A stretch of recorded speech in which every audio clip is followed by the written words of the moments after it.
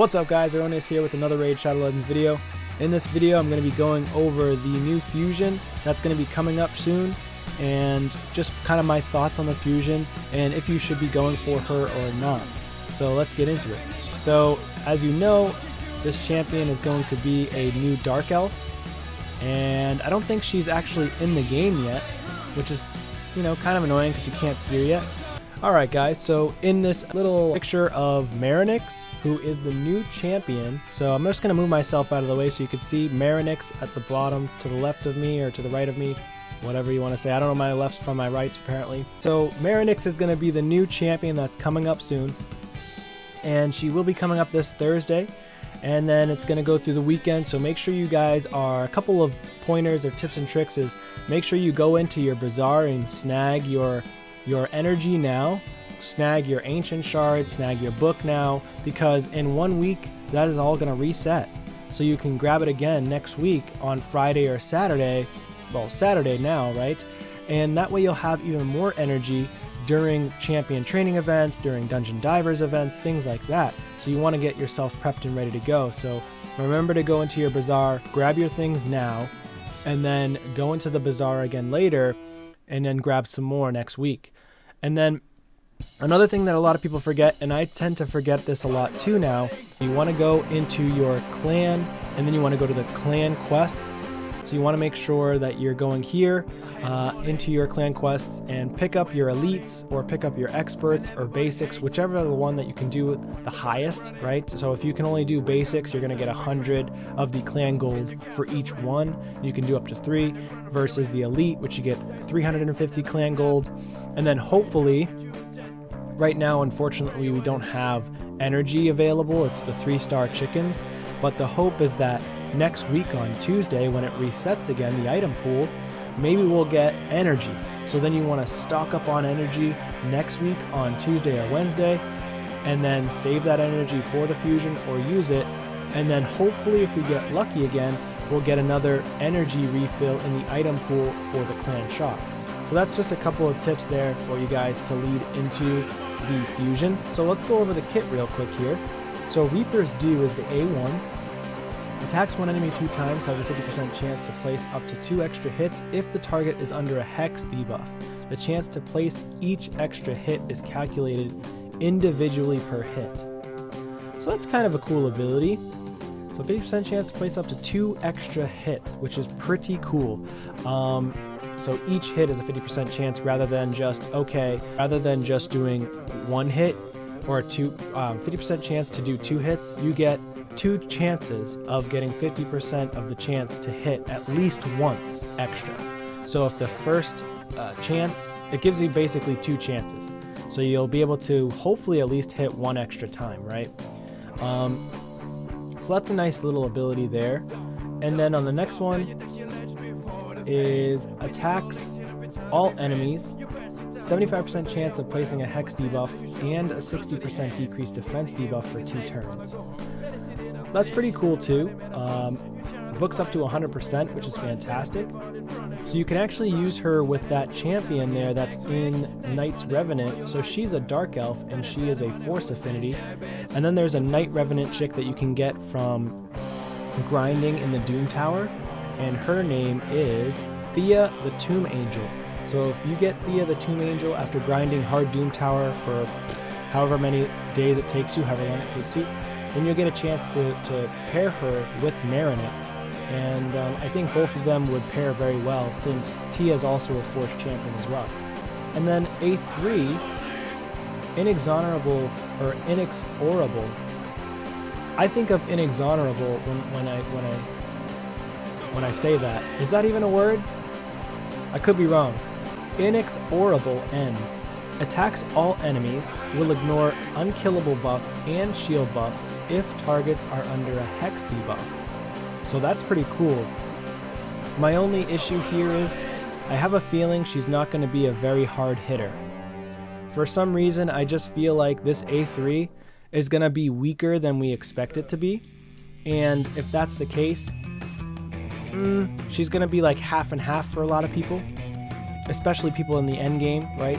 people that are whales might not even go for this champion if she doesn't hit hard, right? So whales look for champions that are going to hit hard. If they don't hit hard, or if they don't have a kit that's suitable to what their playstyle is, they're not going to go for this champion. For any free-to-play player out there, you should absolutely be going for this champion pretty much every single time. So almost all fusions you should be going for. There are a few fusions here and there that maybe you didn't have to go for. For example, Lonatharo, if you skip that fusion, it's not the end of the world. That's fine that you actually skip that fusion. But this fusion here, I would highly suggest going for it. Places an unkillable buff on this champion for 1 turn if this attack kills an enemy without Hex debuff. Okay. Only places an unkillable if they kill somebody without a Hex debuff. So if somebody does not have a Hex debuff, does she still do the same amount of damage? Probably not. But it ignores unkillable and shields, right? If they're under a Hex debuff, the targets. But if they're not under a Hex debuff, and she attacks somebody, says places an unkillable buff on this champion for 1 turn if this attack kills an enemy without a Hex debuff. So if they don't have a Hex debuff, she's not ignoring shields or unkillable. So if you go up against a team, right, those annoying teams like you just saw in a recent video of mine with Tag Team Arena, where those annoying teams have the Duchess or, you know, a damage dealer that's placed in unkillable. For example, I've also seen many Helicats get placed in swift parry sets for unkillable. So if she attacks that person and he doesn't have a Hex debuff, or she doesn't have a Hex debuff, they won't die, and then what's the point? So places an unkillable buff for 2 turns instead if this attack kills an enemy under a Hex debuff. So preferably you'd want to have those Hex debuffs placed. So the reason why Tia and her pair so well together is because they both, I believe, if I'm not mistaken, place Hex debuffs in their kit. So Tia places Hex debuffs, attacks 2 times at random with a 75% chance of placing a Hex debuff for 5 turns, which is a long time. And these debuffs cannot be resisted. It's 2 times at random.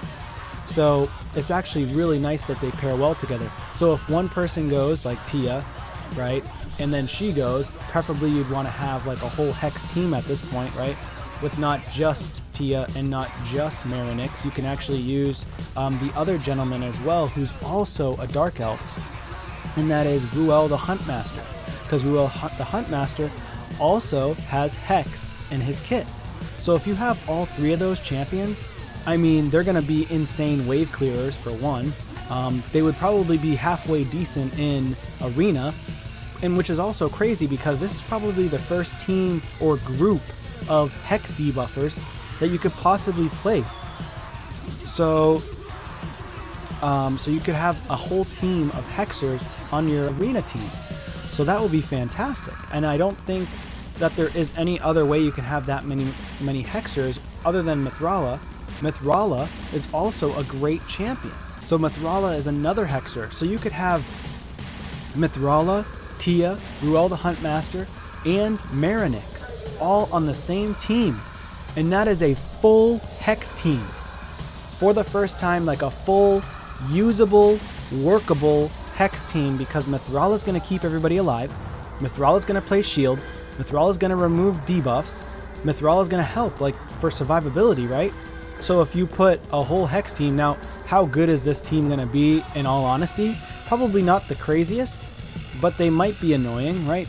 I'm sure that there are big brains out there that can make a crazy team with Mithrala, Ruelle, Marinix, and Tia the Tomb Angel.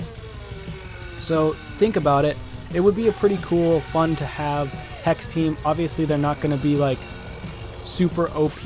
I don't think they're going to be meta changing in Platinum Arena, but you know, you never know. But I just don't think, from just talking about it, I don't think they're going to be meta changing. But it would be a fun team to have. So that's Exhonorable End. On her passive, Death's Collector resets the cooldown of Exhonorable. I keep on saying Exhonorable. It's not. It's Inexorable End skill whenever this champion kills an enemy under a Hex debuff.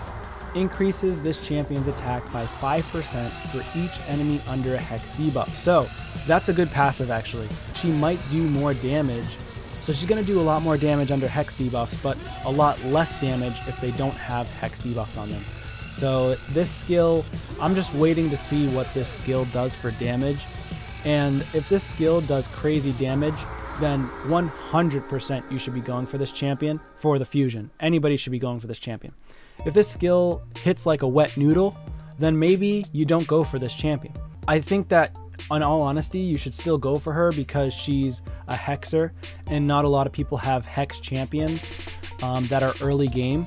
But as time goes on and progresses, and as you're collecting other champions like Tia the Tomb Angel, Ruelle the Huntmaster, Mithrala, then she's going to be very helpful for a hex team. So yeah, so that's kind of my 2 cents in it. So yeah, I do have Ruelle behind me just to kind of look at his kit. So Ruelle is pretty fantastic, hits super hard by the way, double hits on, I believe this skill. Nope, it's this skill here. Attacks all enemies, places an extra hit under enemies with hex debuffs. So if Marinix places hex debuffs, then he can go and attack. You know, so he's actually really, really strong. And then kind of taking a quick peek again, but at Tia the Tomb Angel, who I do have, but I don't have her fully built. She does damage increases for each hex up to 300%. Perfect Veil grants an extra turn. 50% chance placing True Fear on all enemies for 1 turn when an enemy loses 30% or more of their max HP in a single hit. Also really good for a kit. Increases ally attack in all battles by 30%. So Tia the Tomb Angel is actually a good champion. The issue is she requires setup to use, and that's why people don't use her. So people prefer to use champions that require little to no setup, basically no thinking at all. You just boom, you go in, you use them, and that's it. Their kits are so good that you don't have to worry about a thing. Whereas many of these legendary champions, their kits are not good enough where you could just go into a battle and just close your eyes and then you're good to go. So like, take for example, Hefrak. Hefrak, you can go into a battle, close your eyes and be like, boom, done. Trunda, go into a battle, close your eyes, boom, done. You know, what's that other champion? Leorius. Leorius, you go into a battle, boom, done. I mean, those are champions that I would consider to be like, you don't even need to think. They're just gonna get it done. So there's that. But that's it for this video, guys. I do highly recommend going for this champion. Obviously, if people end up testing her out and she ends up being absolute crap and a wet noodle, then maybe consider your options. You know, weigh out your options. I do always recommend going for fusions. I even went for Lanatharil. He's not that great, but I did go for him. He's a legendary champion. He helps me in certain situations. He really helps against Scarab. He really helped me against the Hydra and getting more damage out there. But again, she's not like Lanatharil. She's probably going to be a little bit better for you, but in certain situations.